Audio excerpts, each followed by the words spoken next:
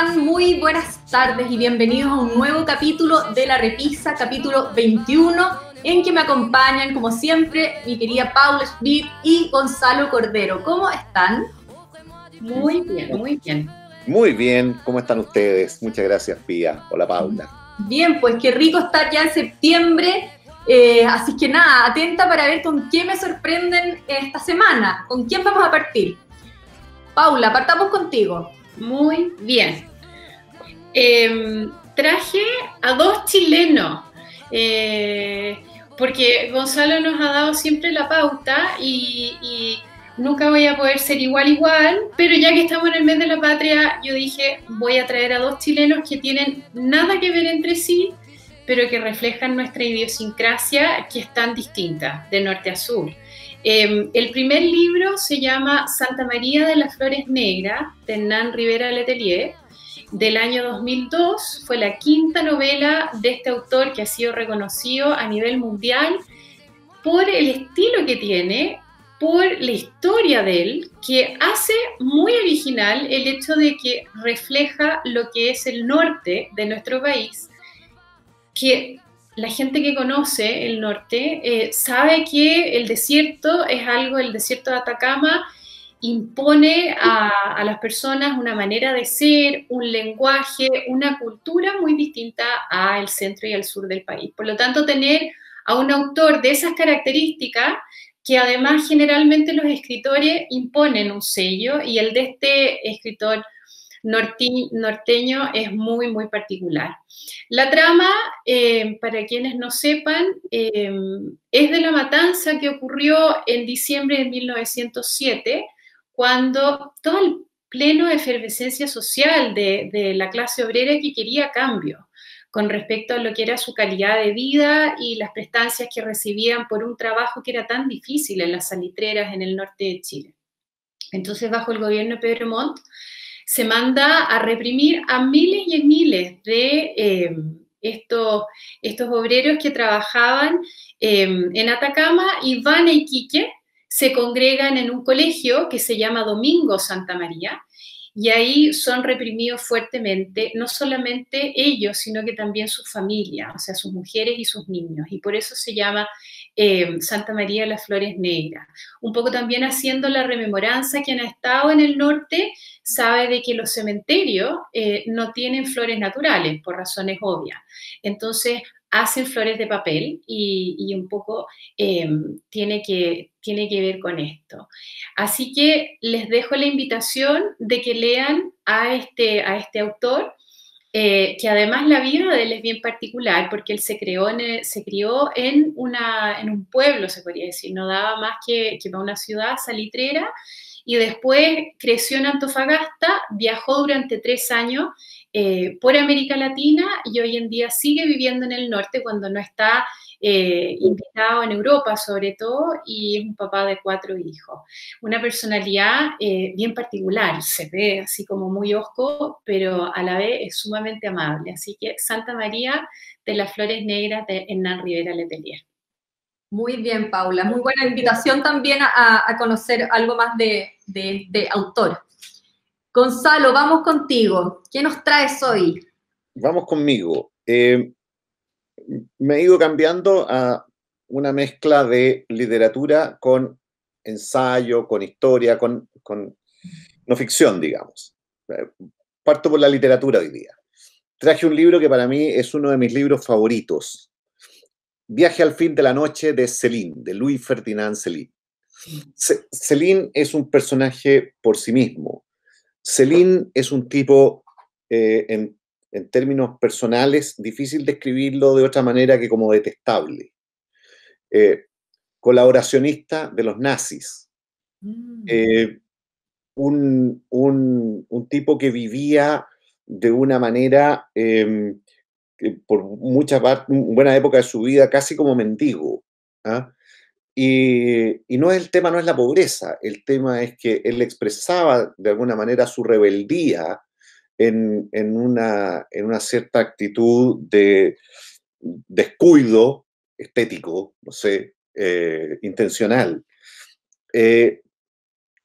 Después de la Segunda Guerra Mundial, estuvo preso y estuvo condenado a muerte. No lo ejecutaron, pero estuvo condenado a muerte por su rol colaboracionista. Era médico. Y al mismo tiempo uno de los talentos literarios indudablemente más grandes del siglo XX. Su ópera prima es Viaje al fin de la noche. ¿Dónde está el talento de Céline que se expresa extraordinariamente en esta novela y que irrumpe en esta novela? En el manejo del lenguaje. La literatura francesa, la novela francesa del siglo XIX y de comienzos del XX, estaba muy marcada por los grandes clásicos, Flaubert, el estilo, la elegancia, Proust.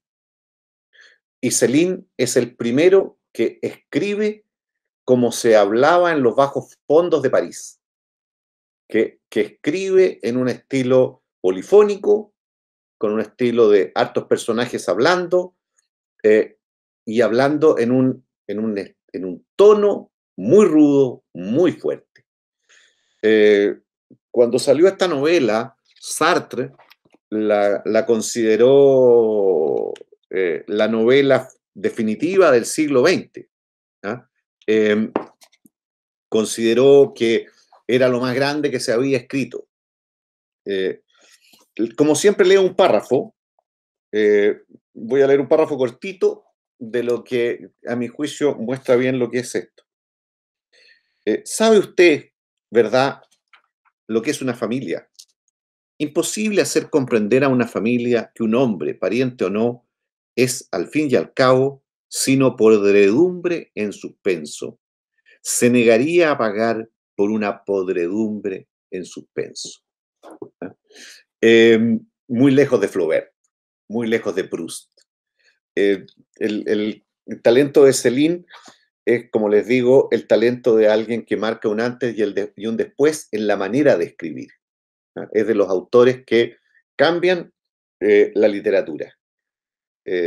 Lamentablemente iba acompañado de una personalidad muy especial, muy especial, para ser generoso en el adjetivo. Pero Viaje al fin de la noche, completamente imperdible para los que nos gusta la literatura. Oye, Gonzalo, dos cosas. Uno, ¿cómo fue que llegaste a este personaje tan especial o detestable, como dijiste al principio? Y cuéntanos un poquito de la trama. La trama es, como suelen ser estas grandes novelas, es bastante autobiográfica. ¿Ah? Cuenta noveladamente la historia de este personaje, digamos, de este joven. El viaje al fin de la noche tiene que ver con el viaje a la parte más dura de la vida, ¿ah? De la pobreza, del arrabal parisino, del arrabal francés. ¿Cómo llegué a Céline? Bueno, Céline es muy famoso precisamente por el quiebre que hace su literatura. Y el primero que me lo presentó, entre comillas, fue mi querido amigo y gran escritor Mauricio Electorat. Ah, muy bien, pues. Y él me instó a leer a Céline. Y la verdad, en paralelo, tengo que ser justo, otro gran amigo y gran intelectual, que es Felipe Schwember, me regaló este libro, Viaje al fin de la noche. Entonces, diría que dos buenos amigos me llevaron a leer a Céline. Muy bien. Vamos a empezar a incorporar esa pregunta, a ver cómo han llegado a los libros. Yo encuentro que es interesante lo que hay detrás de eso. Gracias, Gonzalo. Paula, vamos con tu otro libro. Me dieron ganas de seguir hablando de Céline, Gonzalo. Fuerte la trama, fuerte la personalidad, fuerte todo, así que vamos a incorporarlo.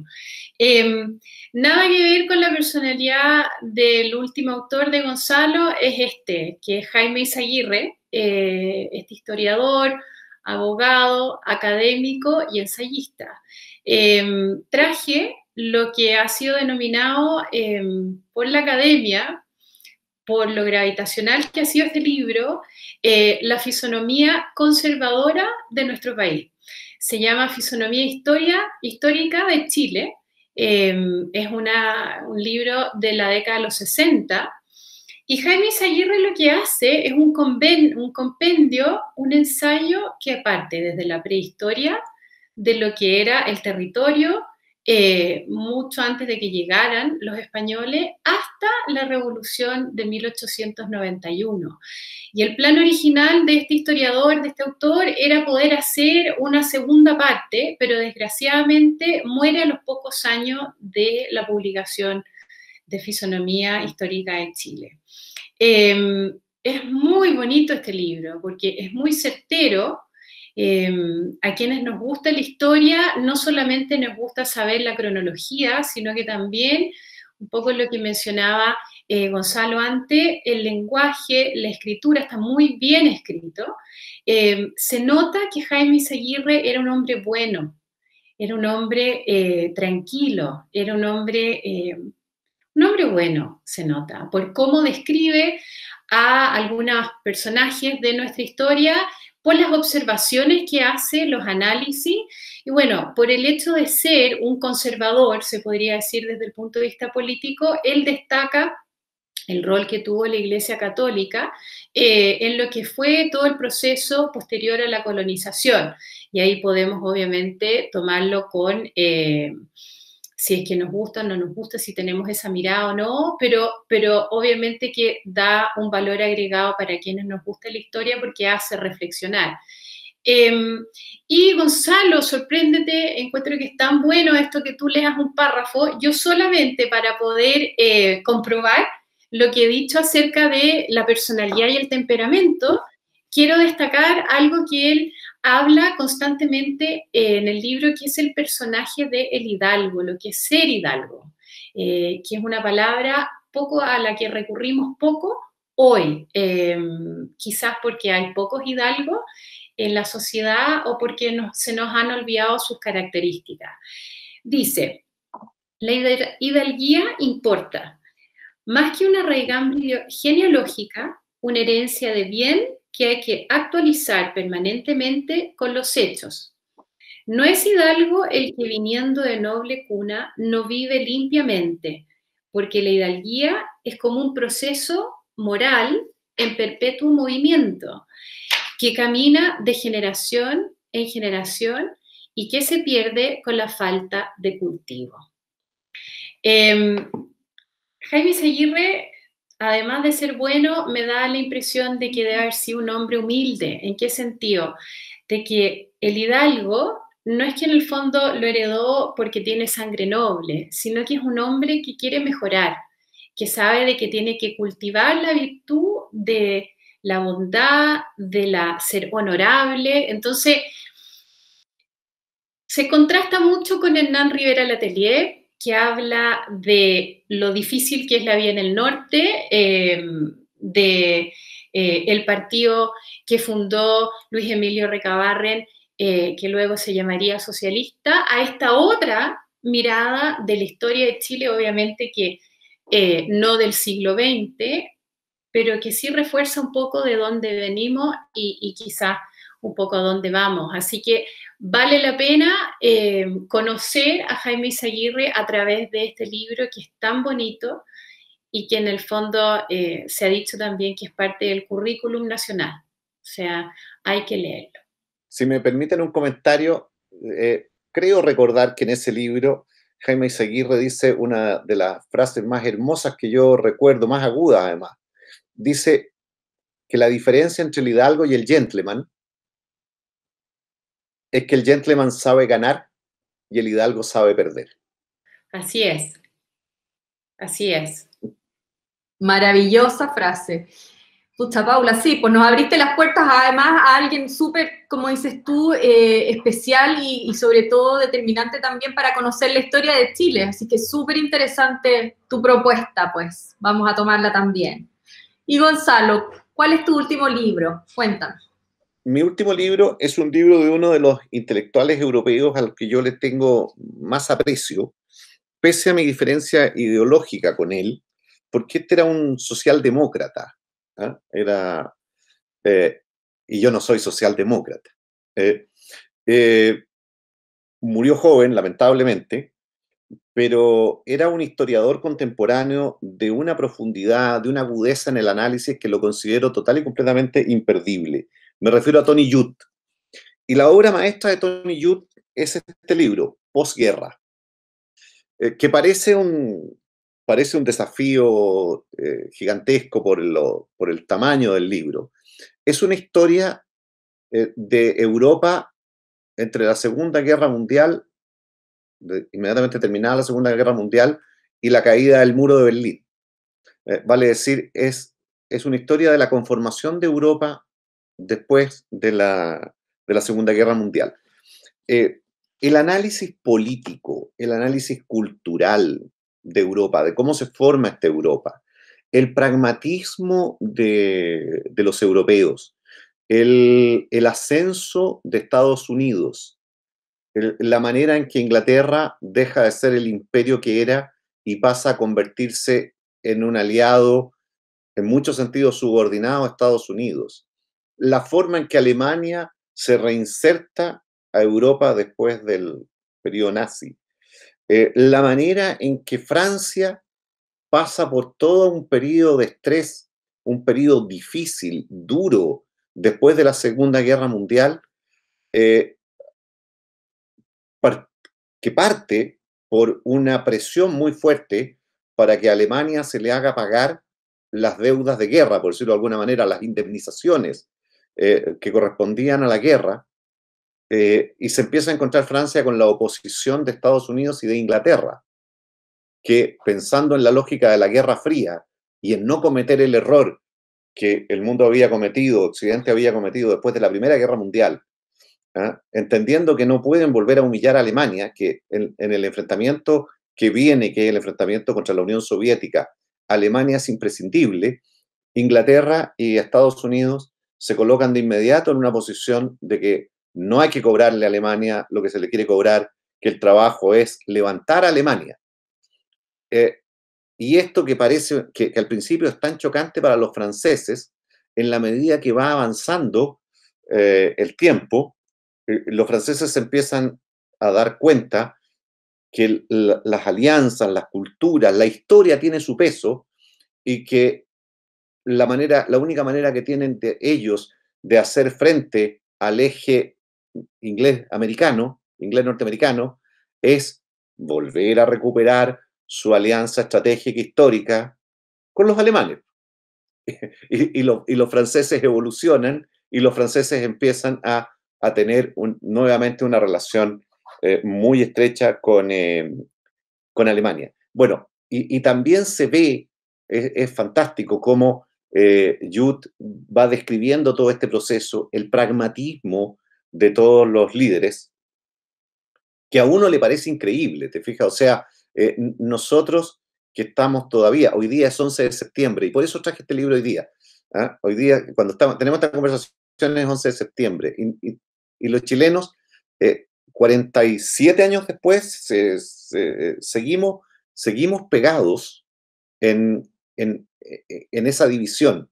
Los europeos, 10 años después, estaban completamente integrados nuevamente, las alianzas se habían reconfigurado nuevamente, y al mismo tiempo Judd describe muy bien lo que es la cultura europea. A propósito de este libro, describe muy bien Europa. Y Europa como un continente que empieza a tener que asumir que el liderazgo de Occidente lo tiene Estados Unidos y que ya Europa no es el líder.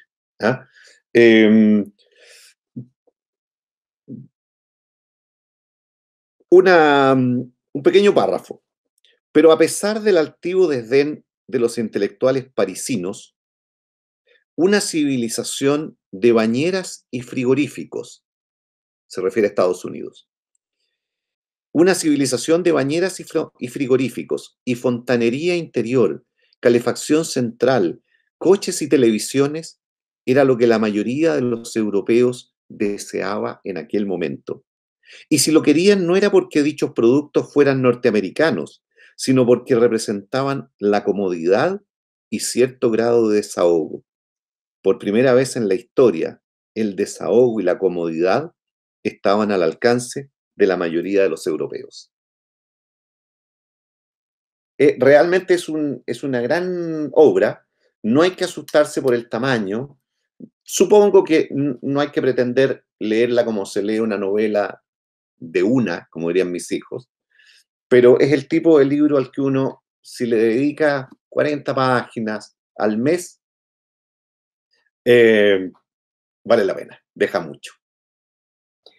Qué bien, y qué gran lección para los chilenos. Yo siempre pienso mucho en los europeos y lo que les ha tocado a ellos vivir, sobre todo nosotros, considerando el momento que estamos viviendo ahora, tanto político como, bueno, el término sanitario, y las lecciones que nos deja Europa con la cantidad de guerras y lo duro que han vivido y en el fondo lo esperanzador que es ver estos escritos en el fondo que nos enseñan tanto, ¿no? El pragmatismo que dices tú, Gonzalo.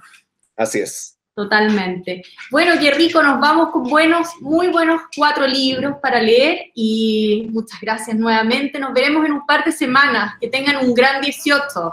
Igualmente, pásenlo muy bien y lean harto. Igualmente, muy entretenido el capítulo. Me gustan todos los capítulos, pero el día tenemos 2 libros de Gonzalo. Muy bien. Chao, chao, que estén bien. Chao, que estén muy bien.